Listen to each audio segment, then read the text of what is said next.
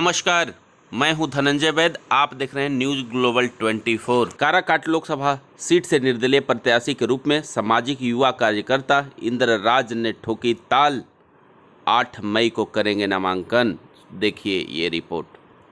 जितने भी बाहरी लोग चंगुल में फंस रहे हैं, अपने गुलामी की तरफ जा रहे हैं, उस गुलामी से लोगों को बचाया जाए और गुलामी से बचा के और युवाओं को फ्यूचर को डिसाइड किया जाए। जो युवाओं का पेपर लीक हो जा रहा है, यहाँ के जो गरीब तबके के लोग हैं जिनको कोई काम नहीं मिल पा रहा है, बेरोजगारी, महंगाई सब चरम सीमे पर है, इससे उठकर कुछ काम किया जाए। पार्टी और जाति से मेरा खास करके चुनाव मुद्दा यही है कि बेरोजगारी और महंगाई को कम किया जाए।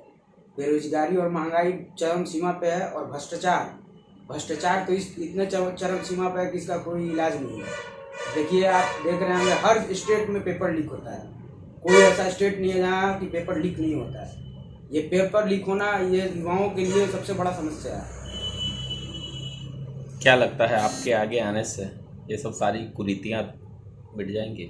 ये मेरे आगे आने से अगर सारे युवा क्रांतिकारी हो जाते हैं तो जरूर बदलाव होता है, क्योंकि जिस तरीके से तालाब का पानी सड़ जाता है उसको बदलना पड़ता है, उस तरीके से यहाँ राजनीतिक में लोग सड़ गए हैं, उनको बदलना बहुत जरूरी है। काराकाट के डेवलपमेंट के लिए कोई रोड मैप बनाया है आपने कोई भी? काराकाट के डेवलपमेंट के लिए मेरे पास बहुत सारा ऐसा रोड मैप है। जैसे कि काराकाट में जो डालमिया 1929 से ये फैक्ट्री जिसका ओपन हुआ था, और आज इसका दुर्भाग्य है कि 90 साल से बंद पड़ा है।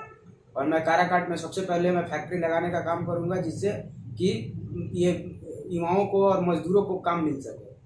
और काराकाट का जो रोड मैप है आप देख ही रहे हैं, जो मोदी जी का एजेंडा है आपको बहुत सारा कि हम एयरपोर्ट देंगे, डिजिटल बनाएंगे, ये करेंगे, वो सब काराकाट में बहुत पहले से है।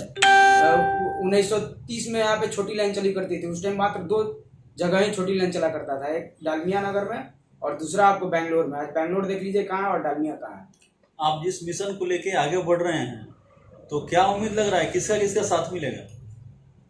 जिस मिशन को लेकर हम आगे बढ़ रहे हैं, युवाओं का, महिलाओं का, बुजुर्गों का, बेरोजगारों का, ये काफिला तैयार होते जा रहा है और इसमें हमें सभी वर्गों से साथ मिल रहा है।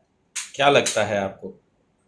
हमको बहुत अच्छा लगता है कि कम से कम लोग जागरूक हो रहे हैं और यहाँ जो भी प्रत्याशी हैं उनको बाइकआउट कर रहे हैं, क्योंकि आला कमान का बहुत सारे लोगों का ये है कि आला कमान किसी को भेज दे और बाहरी को भेज दे तो हम लोग इस बार नहीं जिताएंगे। काराकाट में जो इस बार चुनावी समीकरण है उससे खुश हैं आप?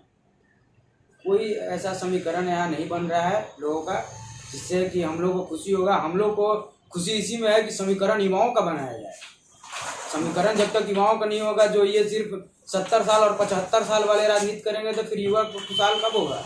युवा सिर्फ झंडा देने के लिए है। एक्चुअली बिहार में अभी जातिगत राजनीति का एक प्रकरण चल गई है, तो इसको आप कैसे देखते हैं? देखिए, बिहार में तो जातिगत चली रही है, लेकिन जातिगत होना नहीं चाहिए और हम लोग जातिगत से उठ के काम करना चाहते हैं। इंसानियत के नाम से हम लोग काम करना चाहते हैं। हमको सिर्फ एक ही जाति का वोट चाहिए, वो है इंसानियत का। अगर जो इंसान है वो हमारे साथ आए और जो इंसान नहीं है वो तो फिर अब जाति पे बात करेंगे ही। नॉमिनेशन कब कर रहे हैं? 8 मई को कर रहे हैं। देखिए कि अपने घर के बेटा को नेता बनाना है कि जो कब तक बाहरी को नेता बनाएंगे। जब बाहरी को नेता बनाएंगे तो बाहर वाले आएंगे और इनको लूट के चले जाएंगे। इसलिए इस बार काराकाट का बेटा काराकाट का नेता होना चाहिए। का बेटा मानते हैं वो दिग्गज हैं और हम अपने आप को काराकाट का बेटा मानते हैं और दिग्गज की लड़ाई इस बार काराकाट के बेटा के साथ है। और काराकाट के जनता ने ठान लिया है कि इस बार दिग्गजों को हटाकर अपने काराकाट के बेटा को सांसद बना के वो बोलते हैं कि मैं काराकाट का बेटा हूँ, तो फिर आरा उनका कहाँ घर है? आरा का क्या हुआ? आरा नहीं, शाहाबाद की बात हो रही है। शाहाबाद कहाँ अब रहा? शाहाबाद अब तो ये पूरा भारत हो गया। अब भारत फिर कहाँ जाएगा?